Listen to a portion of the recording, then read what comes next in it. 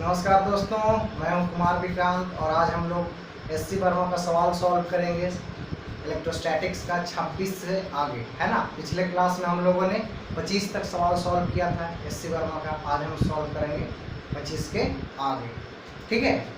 उम्मीद करता हूं आप लोग एससी वर्मा का सवाल सीख रहे होंगे अच्छे से, ठीक है। सीख रहे हैं ना, कि नहीं सीख रहे हो? अरे भाई सीख लीजिए, काम देगा, ठीक है। चलो ओके, चलिए देखिए, सीखिएगा ना। चलो सीखना है ये आपको। एससी वर्मा का सवाल बहुत अच्छे हैं, आप इसको कीजिए, सीखिए। और अगर नहीं होगा तो हम लोग हैं ही, हम लोग किस दिन काम आएंगे, ठीक है। इसी दिन के लिए है। वीडियो लेक्चर में देख लीजिए, है ना। ऑनलाइन क्लासेस होता है उसमें देख लीजिए, जहाँ करना है कर लीजिए, ठीक है ना। चलो, अब बोलोगे अपना प्रचार कर रहा है तो ये मास्टर, ठीक है। ऐसा बात नहीं है भाई, प्रचार नहीं कर रहे हैं, ठीक है। आपको चलो प्रचार भी हो जाएगा, आपका भी काम हो जाएगा। अरे आप अपना काम देख रहे भाई। चलिए देखिए, 26 में है a particle having a charge of 2 into 10 to the power minus 4 is placed directly below and at a separation of 10 cm from the bob of a simple pendulum at rest. The mass of the bob is 100 gram. What charge should the bob be given so that the string become loose? सबसे पहले तो कि एक Bob है, Bob समझते हैं pendulum में वो जो छोटा सा गोल सा लगा हुआ रहता है, ठीक है। एक बॉब है पेंडुलम का जो क्या है, रेस्ट में है। क्या है? रेस्ट में है।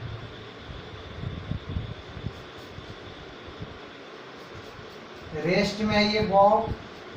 इसका मास है 100 ग्राम। इससे आपको 10 सेंटीमीटर नीचे, है ना, कितना? 10 सेंटीमीटर। कितना जी? 10 सेंटीमीटर। इससे 10 सेंटीमीटर नीचे में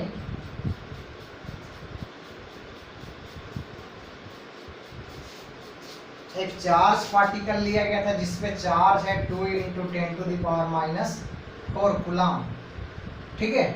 ऐसा What charge should be the bob be given so that the string become loose? देखिए ध्यान, बोला है कि एक बॉब है जिसका मास 100 ग्राम है, ठीक है ना। उससे 10 सेंटीमीटर नीचे, एकदम सीधे 10 सेंटीमीटर नीचे, एकदम आपको डायरेक्टली बिलो, सीधे 10 सेंटीमीटर नीचे एक चार्ज लिया गया था जो 2 × 10 to the power minus 4 coulomb. तो बोला है कि बॉब पे कितना चार्ज हो, बॉब पे चार्ज कितना हो कि ये रस्सी लूज पड़ जाए। तो ये रस्सी लूज कब पड़ेगा? ये रस्सी टाइट है कब तक बताइए? ये जो रस्सी है, ये रस्सी कब तक टाइट है? ये रस्सी तब तक टाइट है जब तक आपको ऐसा है। देखो जरा यहाँ पे, जरा ध्यान दीजिए। अगर इस पर इलेक्ट्रोस्टैटिक्स फोर्स भी लगे इस पे, तो बताइए बॉब पे कितना फोर्स लगेगा? जरा एक बात बताइए, बॉब पे जो फोर्स लगेगा, बॉब का फ्री बॉडी डायग्राम बना देते हैं। बॉब पे नीचे में एक फोर्स लगेगा mg, सही कहा ना मैंने? इस पे देखिए, इस पे मास है ना इसका, तो नीचे में एक mg लगेगा, ऊपर में इस पे लगेगा एक टेंशन। अब बताओ इलेक्ट्रोस्टैटिक्स फोर्स कैसा लगेगा? इलेक्ट्रोस्टैटिक्स फोर्स अट्रैक्टिव नेचर का हो या रिपल्सिव नेचर का हो, ताकि ये रस्सी लूज हो जाए। तो अगर अट्रैक्टिव नेचर का होगा तो ये ब्लॉक नीचे आना चाहेगा। अगर अट्रैक्टिव नेचर का हुआ तो ये ब्लॉक नीचे आना चाहेगा। ये जो बॉब है, बॉब नीचे आना चाहेगा। तो बॉब जब नीचे आना चाहेगा तो ये रस्सी कभी लूज होगा? ये रस्सी को लूज होने के लिए बॉब का कैसा टेंडेंसी हो? ऊपर जाने का टेंडेंसी। कैसा? ऊपर जाने का टेंडेंसी। तो ऊपर जाने का टेंडेंसी तब ना होगा जब इस पर रिपल्सिव फोर्स लगे, यानी जैसा चार्ज ये है वैसा ही ये होना चाहिए, यानी ये भी पॉजिटिव चार्ज होना चाहिए, ये भी क्या पॉजिटिव चार्ज होना चाहिए। तो आपको लूज कर इसके लिए आपको फोर्स ऑफ इलेक्ट्रोस्टैटिक्स भी ऊपर में ही लगेगा। टेंशन बराबर अगर आप निकालेंगे तो क्या आ जाएगा, चलो पहले ऐसे लिखो, ऊपर का फोर्स और नीचे का फोर्स, क्योंकि बॉब क्या है रेस्ट में है, तो T प्लस Fe बराबर mg। एक बात बताइए, क्या बताना चाहते हैं आप, बताइए। तो T बराबर अगर हम निकालें तो T बराबर क्या हो जाएगा, बताओ तो। T बराबर mg माइनस Fe होगा क्या, T बराबर mg माइनस Fe, और बोला गया कि स्ट्रिंग लूज हो जाए, तो स्ट्रिंग लूज होने का मतलब क्या होता है, टेंशन का जीरो होना। स्ट्रिंग लूज होने का मतलब होता है टेंशन जीरो होना। तो टेंशन अगर जीरो हो जाएगा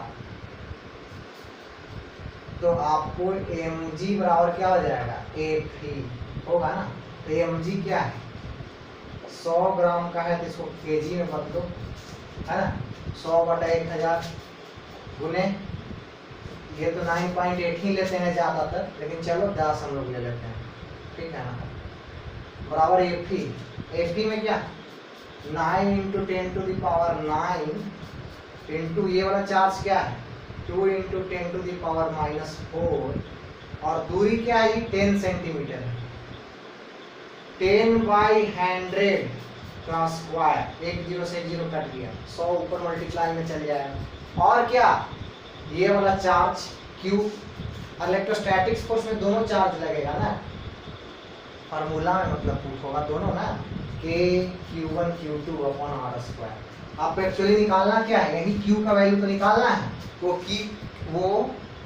Q का वैल्यू कितना हो ये स्ट्रिंग लूज कर जाए, तो निकाल लीजिए Q का वैल्यू।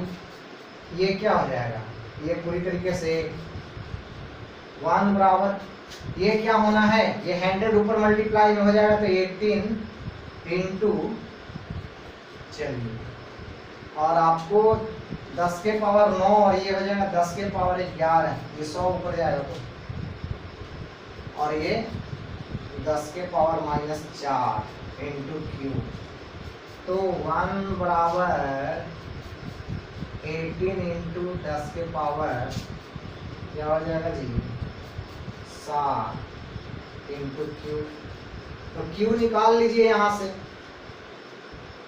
सर आप ही निकाल दीजिए ना, तो लो भाई हम ही निकाल लेते हैं। 1/18 इंटू 10⁻⁷, देखिए ना, ये 10⁻⁷ इधर डिवीजन में आएगा तो क्या हो जाएगा 10 के पावर -7 होगा। चलिए, तो ये चीज, तो आपको यही क्या होगा चार्ज होगा। अगर आप चाहें तो इसको ऐसे लिख सकते हैं, इसमें 100 से गुना करके 100 से भागा दे दीजिए, ऐसे इस चीज को आप लिख सकते हैं ना, देखिए 100/18 गुने 10 के पावर -9, ठीक है, तो ये क्या हो जाएगा 5.5 इंटू 10⁻⁹ कूलम, यानी इतना चार्ज होगा, ठीक है 26, ठीक है, ओके, है ना, 5.4 इंटू 10⁻⁹ कूलम, तो ये हो गया 26। अब आगे हम लोग चलते हैं, अगला सवाल समझ में आया ना बाबू, बोलेगा कि हम लोग तो ऐसे ही समझदार हैं सर, हम लोग तो ऐसे ही समझ जाते हैं, आप बेकार इतना मेहनत करते हैं, है ना। चलो अच्छी बात है, आप लोग बहुत समझदार हैं, होना भी चाहिए, है जी। चलो चलो,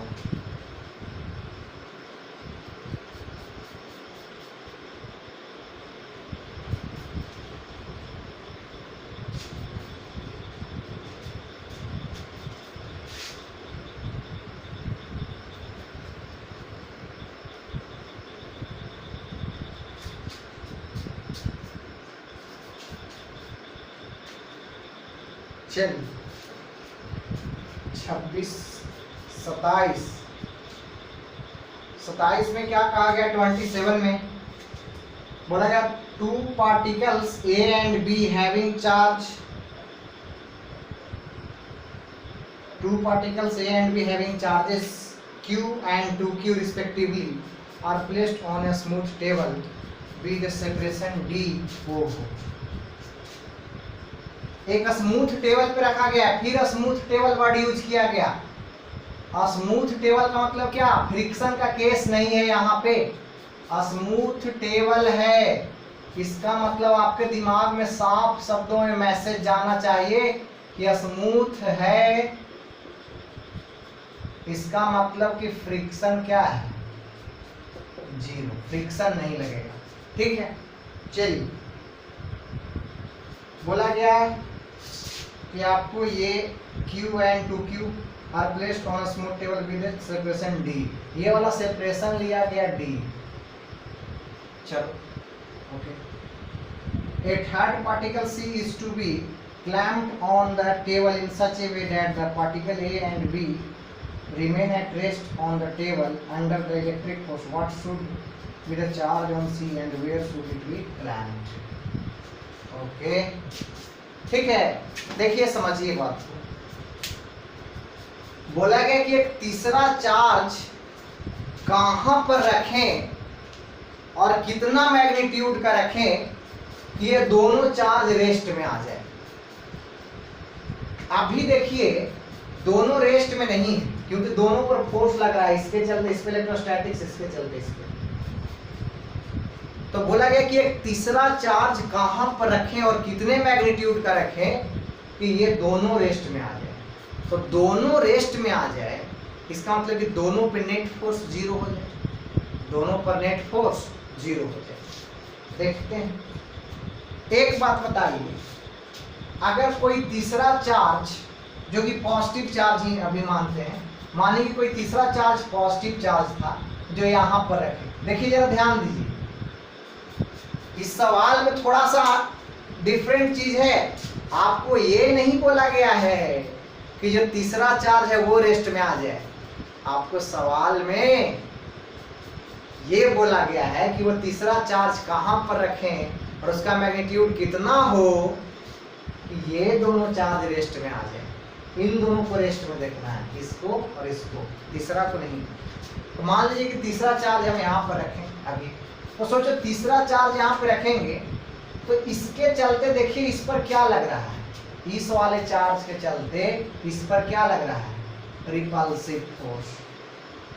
इधर मानो ये F1,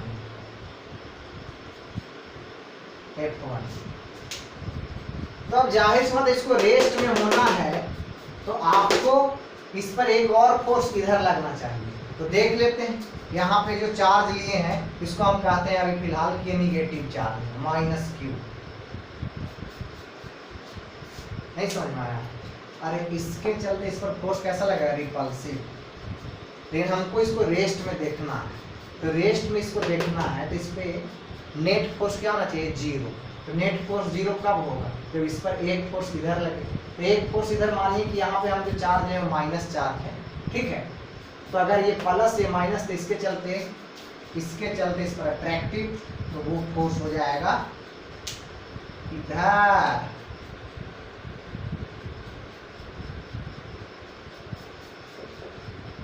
F2, ठीक। चलिए अब देखिए, अब इस पर देखते हैं, इस 2Q पर इसके चलते इस पर क्या लगेगा, रिपल्सिव फोर्स इधर। मानिए वो है F1,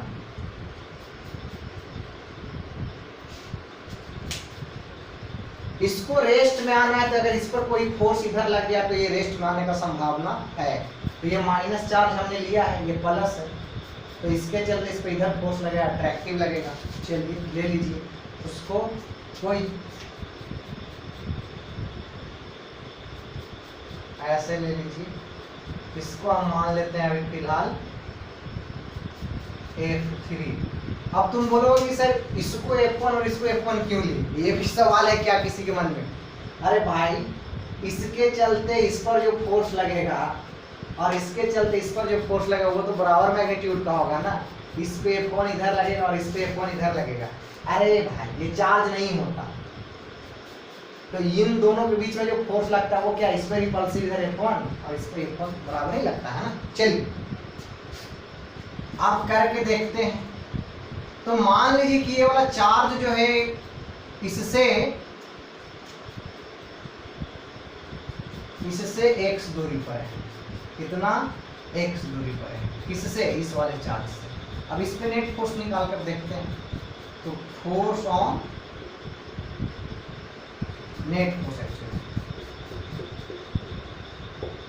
net force on Q पर नेट फोर्स देखिए बाबू,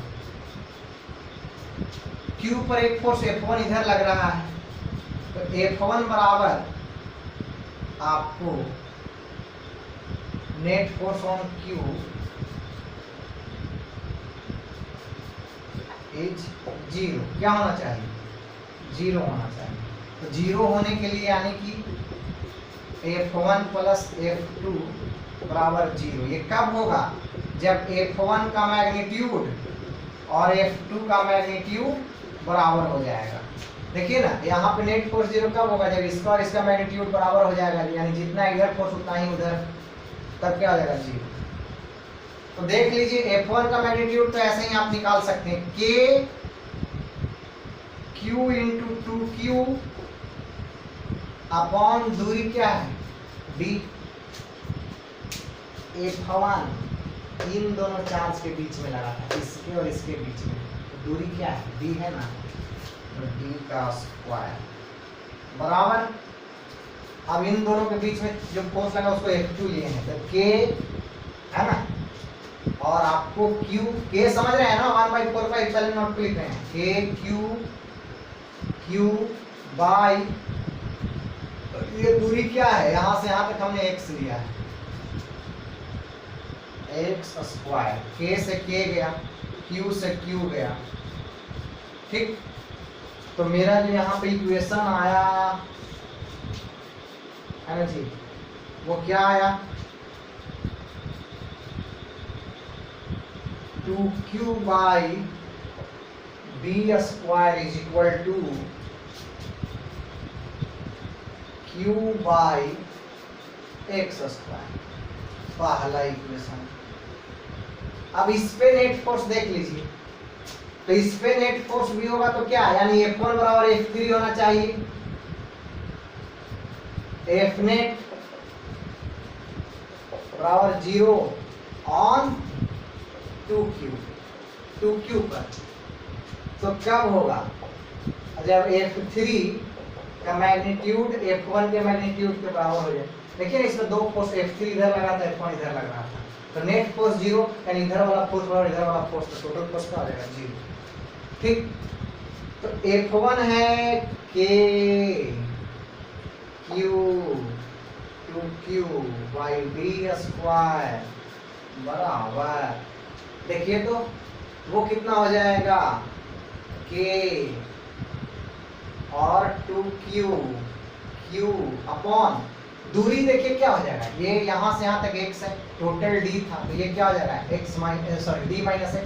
देखो ना भाई, यहाँ से यहाँ तक क्या है x है, और ये टोटल D है, तो यहाँ से यहाँ तक क्या हो जाएगा D माइनस x, तो ये हो जाएगा D माइनस x का होल स्क्वायर। K ने K को उड़ा दिया, 2Q ने 2Q को उड़ा दिया, जो बच गया आपके पास इक्वेशन, वो बच गया Q by D square is equal to बड़ा वाला Q by B minus x square. Second equation, second equation. अब पहला इक्वेशन और दूसरा इक्वेशन से सॉल्व कर दीजिए।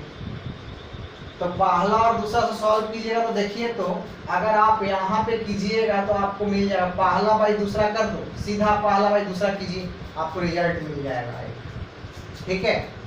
तो पहला बाई दूसरा करें,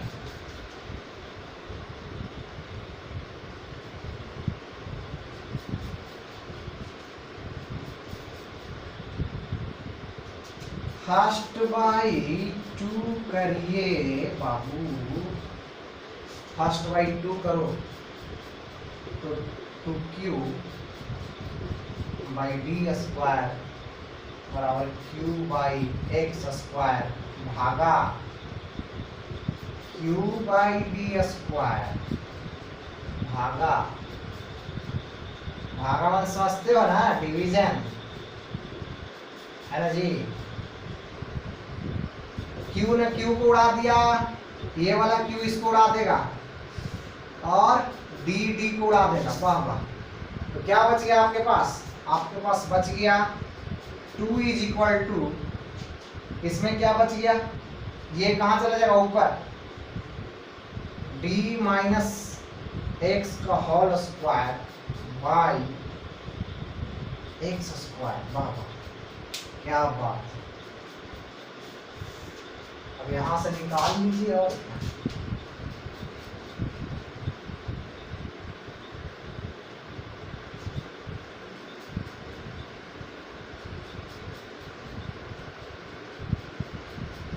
ठीक, देखो ध्यान दो,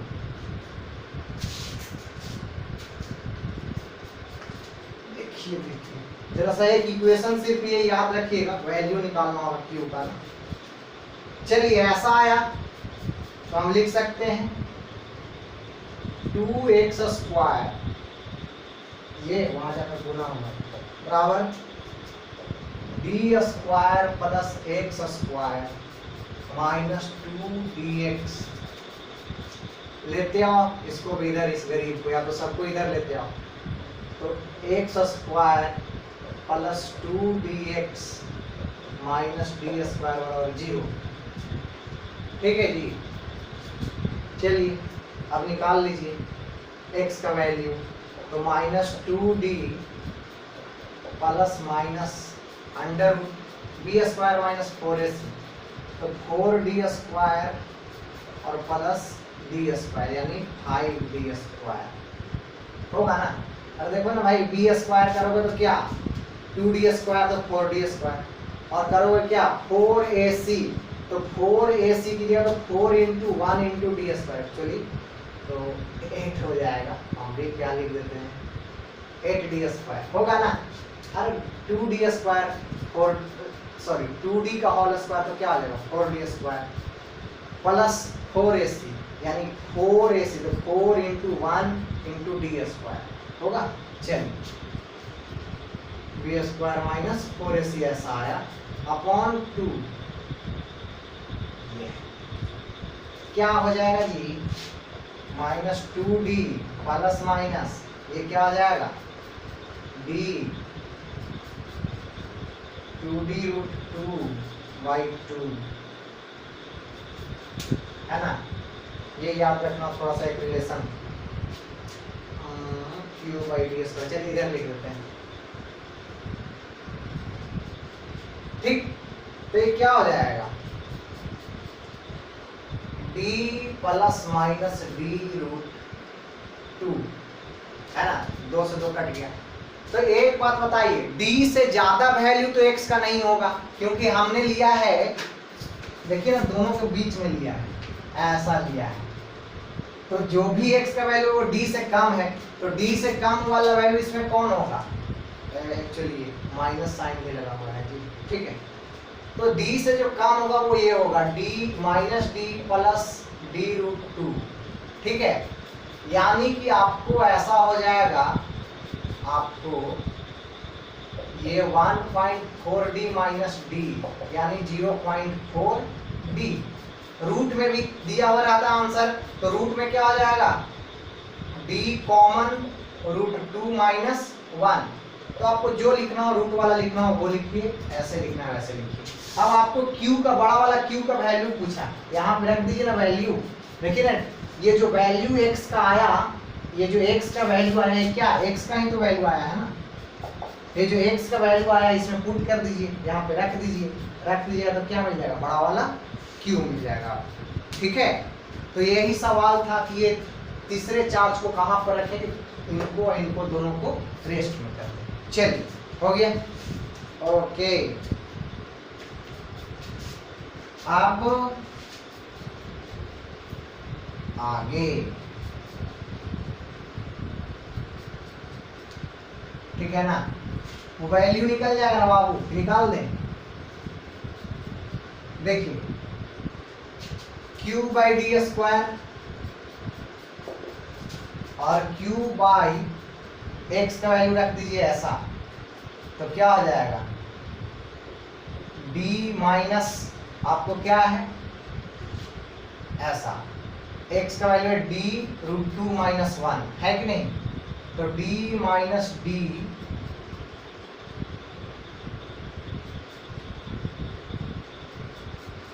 √2 है ना माइनस 1। अब चाहे तो यहां भी d कॉमन कर लें आप, तो q बाई डी स्क्वायर बड़ा वाला q, d कॉमन तो क्या बच जाएगा 1 माइनस, आपको इसमें क्या बच जाएगा √2 माइनस 1, ठीक है। तो क्या आ जाएगा देखिए, तो आपको ये माइनस माइनस प्लस हो जाएगा जी। अब यहाँ से q निकाल लो भाई, तो q बराबर क्या आ जाएगा, ये ऊपर मल्टीप्लाई में चला जाएगा, तो q इंटू डी, और ये क्या आ जाएगा 2 माइनस √2 है ना अपॉन, आपको ये क्या हो जाएगा, ओ सॉरी ये स्क्वायर था ना जी, गलती हो गया, नहीं कोई बात नहीं, गलती हो गया तो क्या होगा, सुधार लेंगे गलती को, इसका स्क्वायर कर दीजिए, तो स्क्वायर कर दीजिए तो डी स्क्वायर बाहर आएगा, ठीक है, या स्क्वायर में ही रहेगा, डी स्क्वायर बाहर आएगा, इसको स्क्वायर में ही रहने दीजिए, बाई डी स्क्वायर से डी स्क्वायर कट गया, क्यू का वैल्यू निकल गया, ठीक है। चलिए, तो ये चीज, ये कौन सा सवाल था 27 है ना बाबू, 27, चलिए ठीक है, एंड डिस्टेंस बिल्कुल सही, √2 माइनस 1d, ठीक है, चार्ज का वैल्यू भी सही आया है, ओके चलो ठीक।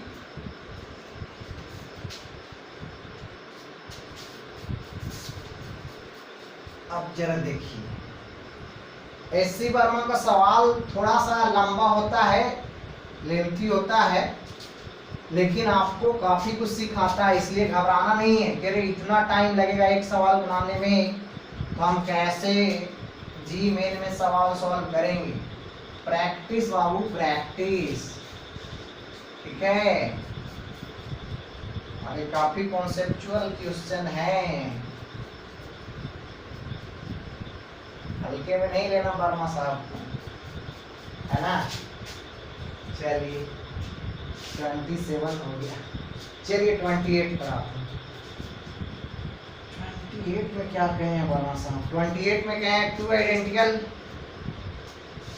two identically charged particles are fastened to the two end of a spring constant 100 Newton per meter, ठीक है, and natural length 10 centimeter. The system rests on a smooth horizontal table. If the charge on each particle is equal, find the extension in the length of the spring. Assume that the extension is small as compared to the natural length. Justify this assumption after you solve the problem. चलिए सवाल पहले हम ये कर लेते हैं, फिर smooth table लिए हैं, तो स्मूथ टेबल लिए हैं इसका मतलब क्या, फ्रिक्शन नहीं लग रहा है, फ्रिक्शन 0 है, ठीक है, ये बड़ा स्मूथ टेबल लेते हैं, और क्या किए हैं, यहाँ पे कोई एक चार्ज पार्टिकल स्प्रिंग के इस एंड पर रख दिए हैं, और स्प्रिंग के इस एंड पर भी एक चार्ज है,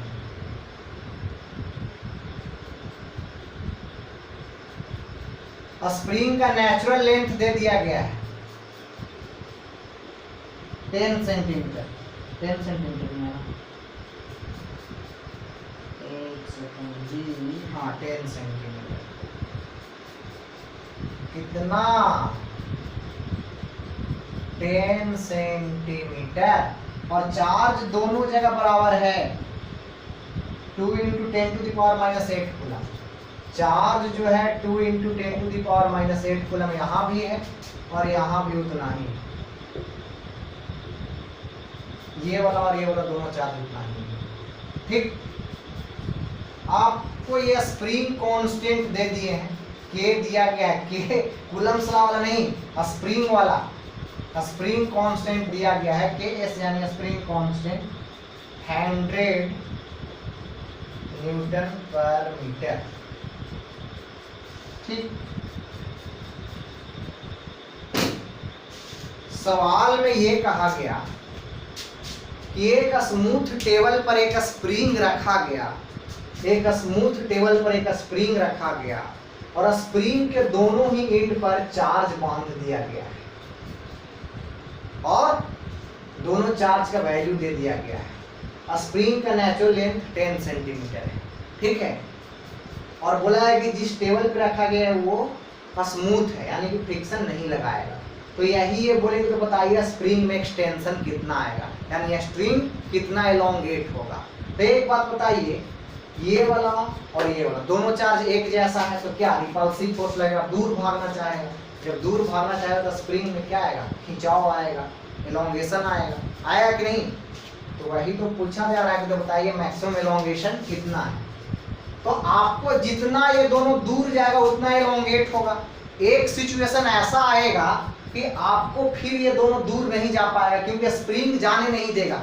आप स्प्रिंग को ऐसे खींचते हैं, फैलाते हैं तो आपके हाथ पे फोर्स लगाता है, स्प्रिंग नहीं लगाता है, लगाता है। तो ये जैसे ही दोनों जाना चाहेगा तो स्प्रिंग फैलेगा और इसका एक लिमिट है, फैलते फैलते का मैक्सिमम हो जाएगा, बोले आप नहीं फैलेंगे। ठीक है, तो वो सिचुएशन को क्या बोलते हैं, इक्विलिब्रियम। यानी इक्विलिब्रियम यानी अब ये ब्लॉक इधर नहीं जा पाएगा और ऐसा कब होगा, जब स्प्रिंग फोर्स और इस पे लगने वाला इलेक्ट्रोस्टैटिक्स फोर्स बराबर हो जाए। तो जैसे देखिए इसको हम कंसीडर करते हैं, तो इस पर जो फोर्स लग रहा है, ठीक है, ऊपर नीचे से तो कोई मतलब है नहीं, ऊपर नॉर्मल और नीचे mg दोनों बराबर था तभी नहीं ऊपर नीचे मोशन नहीं कर रहा है। इधर में और इधर वाले फोर्स का मतलब सोचो, इसके चलते इस पे क्या लगेगा, रिपल्सिव फोर्स। कैसा, ऐसा फोर्स ऑफ इलेक्ट्रोस्टैटिक्स। अब ये जब इधर आना चाहेगा तो स्प्रिंग इस पर क्या, इधर की फोर्स और फोर्स लगाएगा, फोर्स ऑफ स्प्रिंग है ना। सोचिए ना, इमेजिन करो भाई, ये इधर आना चाहेगा तो स्प्रिंग इस पर किधर फोर्स लगाएगा, इधर लगाएगा। अब आपको बोला है कि मैक्सिमम एलोंगेशन, तो मैक्सिमम एलोंगेशन तब होगा ना जब ये रुक जाएगा, ये दोनों आपको जाना रुक जाएगा। यानी ऐसे फैलते जा रहा था, फैलते जा रहा था ऐसे, और आपको फैलते फैलते जब रुक जाएगा तो क्या हो जाएगा, इसमें खिंचाव बंद हो जाएगा उसी पर। अरे खिंचाव कब बंद होगा, जब ये दोनों ब्लॉक ऐसे आगे बढ़ते हुए इधर और इधर बढ़ते हुए रुक जाए। जब रुक जाएगा तो एलोंगेशन बंद, तो रुक जाएगा इसका मतलब कि रेस्ट में है। तो आपको at maximum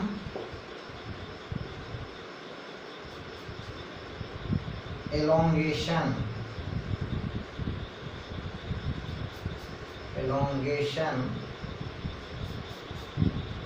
block come in rest,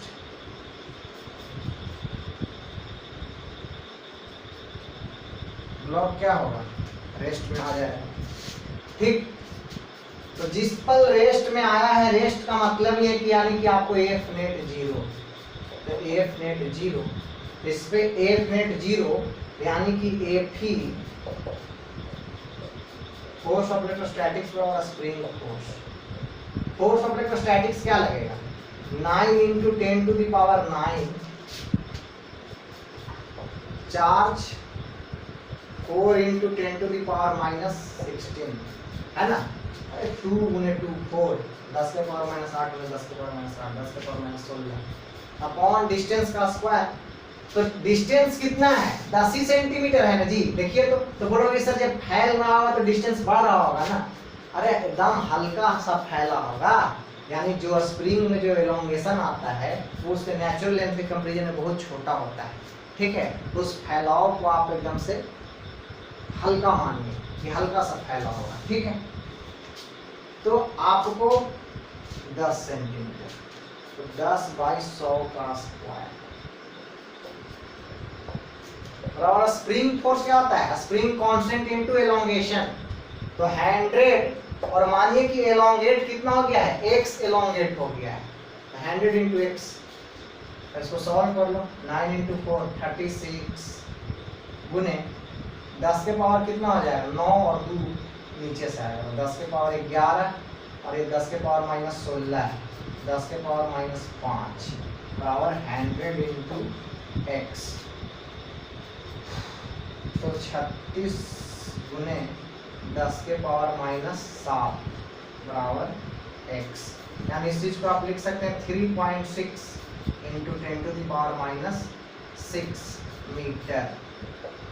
यही होगा एलोंगेशन, है ना। सेंटीमीटर में अगर देना होगा तो क्या देगा? 3.6 into 10 to the power minus 4 centimetre, है ना। देखो तो है कि नहीं, काफी कम एलोंगेट हुआ है। ठीक है, चलिए आया बात समझ में? ओके, अब हम लोग करते हैं, ये कौन सा सवाल था? 28 था। आप करेंगे कौन सा? 29 करेंगे।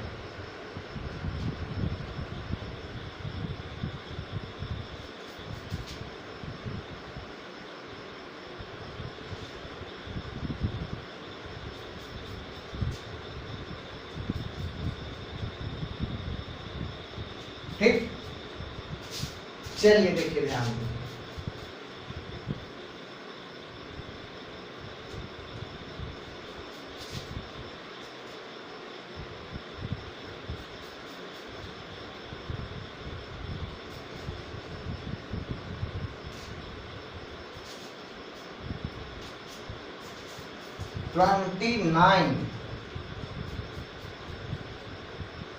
ट्वेंटी नाइन में कहा गया a particle A having charge इतना is held fixed on horizontal table. A second charge particle of mass 80 gram stay in equilibrium on the table at a distance of 10 cm from the first charge. The coefficient of friction between the table and the second particle is इतना, find the range within the charge of this second particle may lie.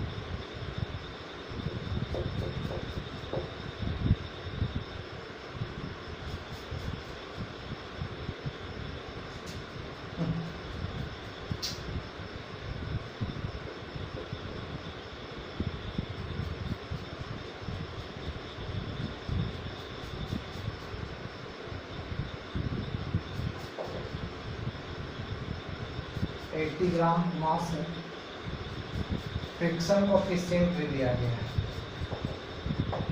0.2।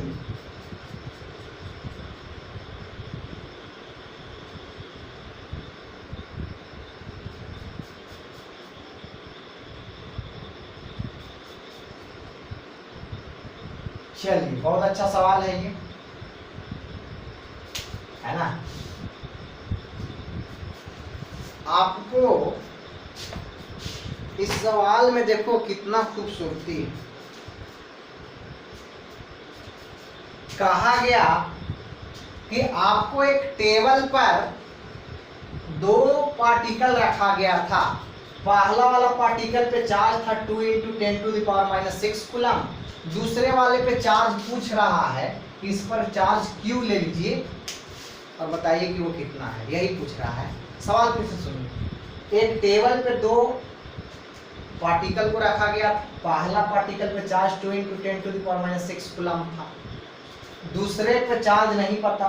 दूसरे पर का मास क्या था? दूसरा particle का मास था 80 ग्राम। और जहां पे दूसरा पार्टिकल रखा गया था वहां पे टेबल स्मूथ नहीं था, वहां पे टेबल और इस पार्टिकल के बीच फ्रिक्शन कोएफिशिएंट 0.2 था। ठीक है, ऐसा। और दोनों पार्टिकल के बीच का दूरी भी दिया गया 10 सेंटीमीटर। तो पूछा गया कि सेकेंड पार्टिकल पे चार्ज का रेंज निकालिए ताकि ये रेस्ट में बना रहे, ये मोशन में ना आए। सवाल समझ रहे हैं? पहला पार्टिकल पे चार्ज दिया गया है, दोनों के बीच का दूरी दिया गया है, दूसरे पार्टिकल का मास दे दिया गया है, दूसरा पार्टिकल जहाँ पे रखा है वहाँ पे टेबल स्मूथ नहीं है, रफ है, और फ्रिक्शन कोएफिशिएंट दिया गया है। तो पूछा गया कि दूसरे पर क्या चार्ज होगा, इस चार्ज का रेंज क्या होगा ताकि ये रेस्ट में रहे। रेंज क्यों कहा समझ रहे हैं? सोचो आपको इस चार्ज के वजह से इस पर कैसा फोर्स लगेगा, अट्रैक्टिव की रिपल्सिव, हमको नहीं पता अट्रैक्टिव या रिपल्सिव। अगर ये निगेटिव हुआ, ये निगेटिव हुआ तो इन दोनों के बीच चार्ज लगेगा अट्रैक्टिव, यानी ये इधर आना चाहेगा तो फ्रिक्शन इस पर किधर लग जाएगा, ये इधर लग जाएगा, इधर लग के विरोध करेगा, करेगा कि नहीं करेगा। और अगर ये चार्ज पॉजिटिव रहा तो आपको इन दोनों के बीच जो फोर्स लगेगा वो रिपल्सिव फोर्स, इस पे इलेक्ट्रोस्टैटिक फोर्स कैसा लगेगा, ये ऐसा लगेगा। तो फ्रिक्शन इस पे कैसा लग जाएगा, ये ऐसा लग जाएगा, इधर लग के विरोध करेगा, क्योंकि फ्रिक्शन का काम ही क्या है, अप्लाइड फोर्स के अपोजिट लगता है। फ्रिक्शन एक्चुअली क्या करता है, मोशन को अपोज करता है, कि रिलेटिव मोशन को अपोज करता है, रिलेटिव मोशन को अपोज करता है। यानी फ्रिक्शन चाहता है कि तुम इस टेबल को छोड़ के मत जाओ भाई, इस टेबल के रिस्पेक्ट में तुम डिस्प्लेस मत हो, होना है तो तुम वो टेबल दोनों साथ हो जाओ, ठीक है। तो अगर इस पे अप्लाइड फोर्स इधर लगेगा तो फ्रिक्शन इधर लग जाएगा, और इस पे अप्लाइड फोर्स इधर लगेगा तो फ्रिक्शन इधर लग जाएगा। यानी इलेक्ट्रोस्टैटिक्स फोर्स के अपोजिट कौन लगेगा, फ्रिक्शन लगेगा। फ्रिक्शन का यही नेचर होता है। तो देख लीजिए इस पे चार्ज का रेंज, तो इतना तो तय है कि इलेक्ट्रोस्टैटिक्स फोर्स के अपोजिट ये लगेगा। तो फोर्स ऑफ इलेक्ट्रोस्टैटिक्स निकालिए, वो क्या हो जाएगा,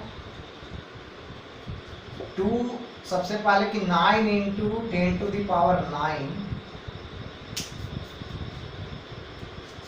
और वो वाला चार्ज क्या लिया, Q, और ये वाला चार्ज क्या है, 2 × 10⁻⁶ अपॉन डिस्टेंस का स्क्वायर 10 सेंटीमीटर, 10/100 का स्क्वायर।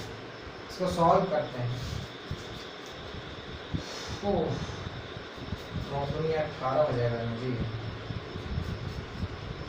गुने कितना हो जाएगा, 9 × 2 18, 10⁻9 है, और ये 2 पर 10⁻11 कर देगा, 10⁻6 है, 10⁻5 बचेगा,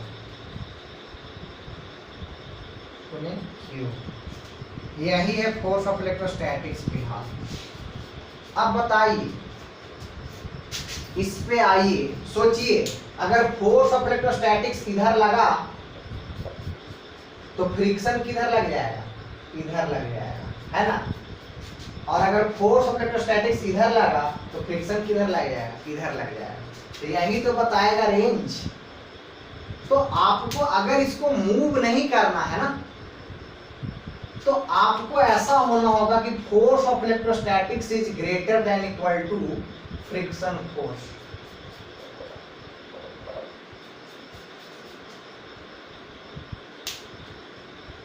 सही लिखें कि गलत लिखें,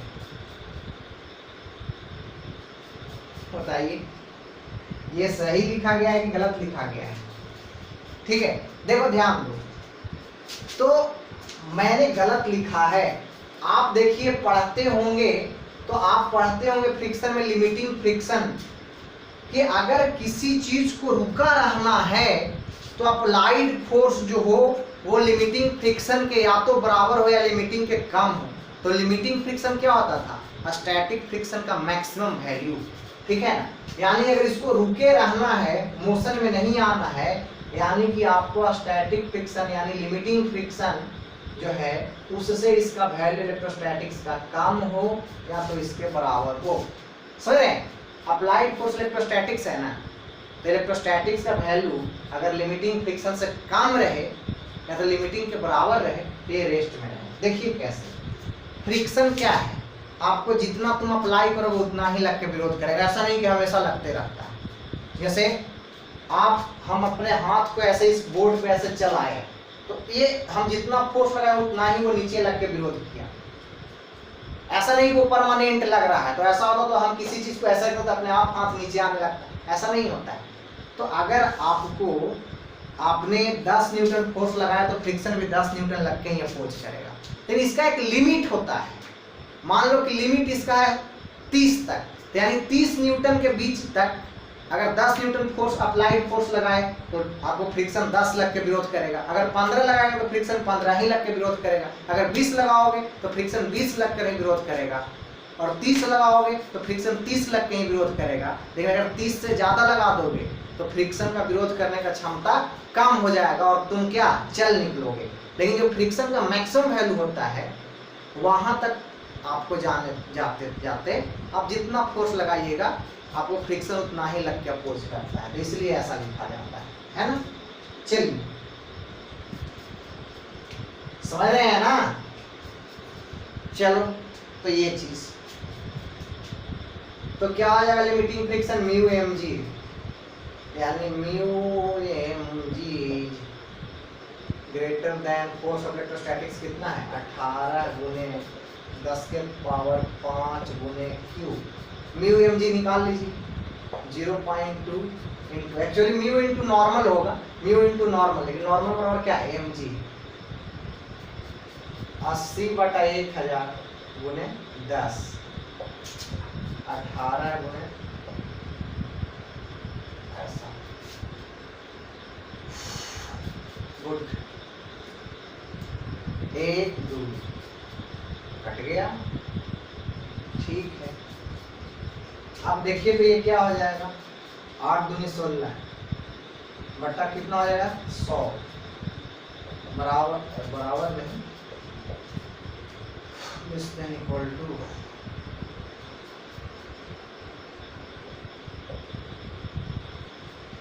क्यू, ठीक। तो ये चीज तो आप इसको कर लीजिए, क्यू निकालना चाहिएगा तो क्या हो जाएगा 16/100 गुने 18 गुने 10 के power -5 is less than equal to is sorry greater than equal to Q. तो ये ऐसा, तो ये क्या हो जाएगा 10 के पावर -7 हो जाएगा और ये क्या हो जाएगा 8/9 हो जाएगा, यानी 8/9 गुने 10 के power -7 is less than equal to Q. यहां भी एक कॉन्सेप्ट है,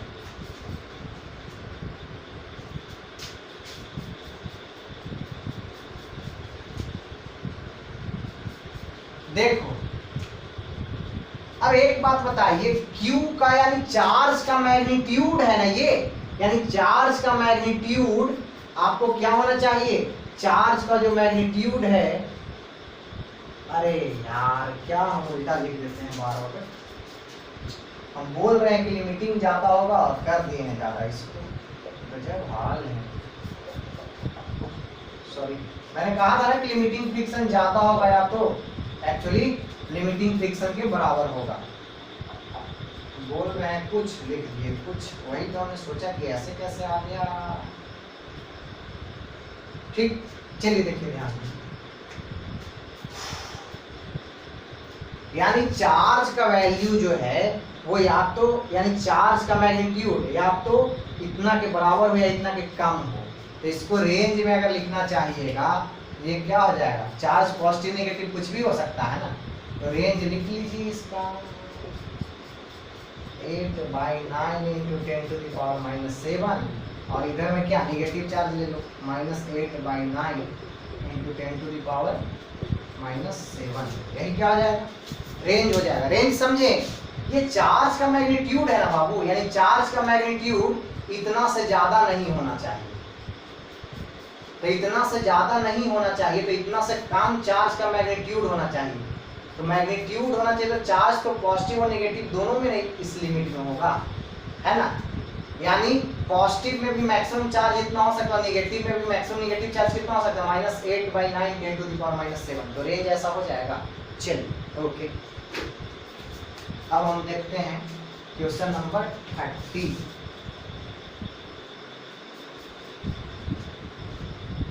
लिमिटिंग फ्रिक्शन का बात समझते हैं ना, आपको कोई भी को अगर रेस्ट में रहना है तो उस पर जो अप्लाइड फोर्स है उसका वैल्यू क्या होना चाहिए, लिमिटिंग फ्रिक्शन से या तो कम या तो लिमिटिंग फ्रिक्शन के बराबर। ठीक है, चलिए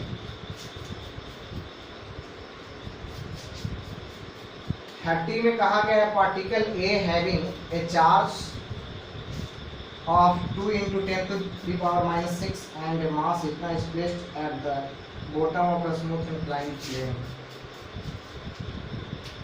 30 देखिए ध्यान से पार्टिकल ए है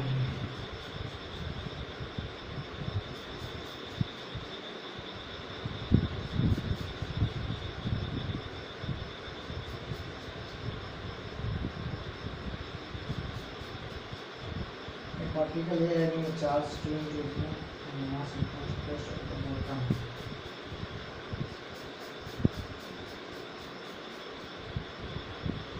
यहाँ चार्ज है 2 माइक्रोकूलम,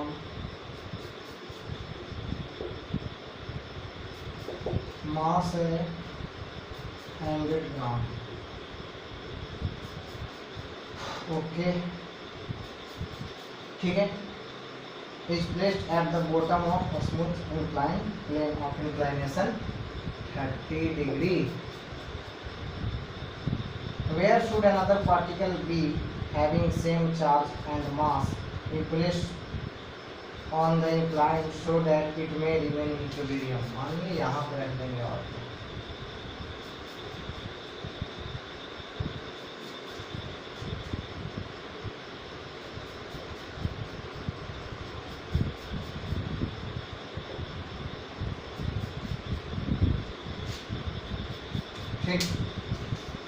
देखिए सवाल में कहा गया कि आपको एक इंक्लाइंड प्लेन के एकदम नीचे में बॉटम पे रखा गया था एक पार्टिकल को जिसका चार्ज इतना था, मास इतना था। तो बोला है कि एक दूसरे पार्टिकल को हम इसी इंक्लाइंड प्लेन पर कहाँ रखें जिस पर चार्ज और मास उतना ही है जितना इस पर है। समझ रहे हैं, एक पार्टिकल को रखा गया बॉटम पे जिस पे चार्ज इतना था, मास इतना था। बोला है कि सेम उसी टाइप का एक और पार्टिकल जिस पे चार्ज और मास दोनों इतना ही हो, उसको इंक्लाइंड प्लेन पर कहाँ रखें कि वो रेस्ट में रहे, यानी इसको रेस्ट में रखना है।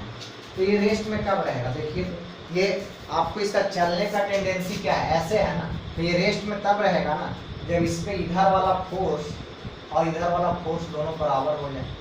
तो देखिए तो इस पे इधर जो फोर्स लगेगा, इस पर इधर जो फोर्स लगेगा वो क्या लगेगा, mg sin थीटा लगेगा, sin 30 डिग्री। और इधर क्या कौन सा फोर्स लगेगा, फोर्स ऑफ इलेक्ट्रोस्टैटिक। देखो ना रिपल्सिव फोर्स, ये भी पॉजिटिव चार्ज, ये भी पॉजिटिव चार्ज, इसके चलते इस पे रिपल्सिव फोर्स लिख लीजिए, यानी mg sin 30 डिग्री बराबर फोर्स ऑफ इलेक्ट्रोस्टैटिक्स। चलिए तब ना रेस्ट में रहेगा, ऊपर वाला फोर्स और नीचे वाला फोर्स, नीचे क्या लगेगा mg sin 30 डिग्री, है ना। अब देखो ना भाई mg ऐसे, तो इसका इधर वाला कंपोनेंट को क्या लिखते हैं, mg sin 30। चलिए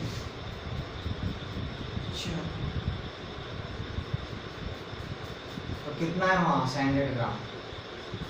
100 से लव हो गया है क्या पर मास, आपको हमेशा 100 ग्राम लेते हैं, ठीक है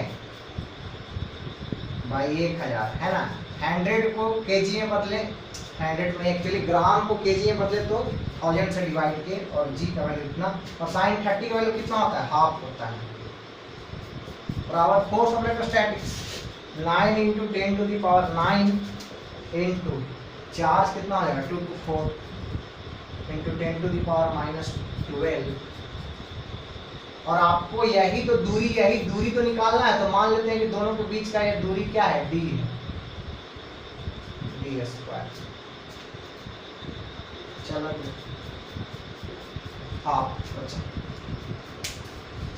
अब सॉल्व करना है इसको, लो आराम से सॉल्व कीजिए, टेक योर टाइम, है ना। पहले सॉल्व करना सीख लेंगे तो स्पीड खुद ही बढ़ जाएगा आपका। तो हाफ बराबर क्या हो जाएगा 9 इंटू 4 36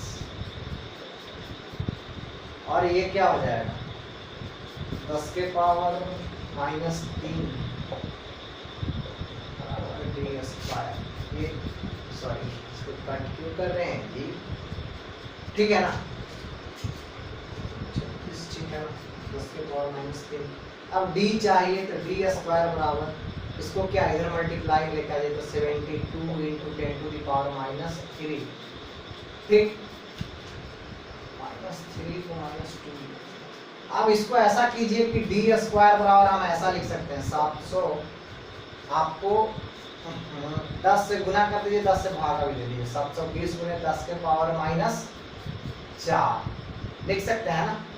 अरे 10 से गुना कर दिए 10 से भागा दे नहीं लिख सकते बताइए 10 से गुना यहाँ कीजिए और 10 से भागा दीजिए तो क्या आ जाएगा डी बराबर हो जाएगा √720 गुने 10 के पावर -2। अब इसको सॉल्व कर लीजिए 720 का वैल्यू कितना आ जाएगा बताइए आ जाएगा 676 26 का होता है 27 का होता है यानी 26 पॉइंट समथिंग है 26.7 में 10 के पावर -2 तो डी बराबर क्या हो जाएगा 0.26 मीटर सेंटीमीटर में बदलिएगा तो क्या 26 सेंटीमीटर के आसपास ठीक है ना।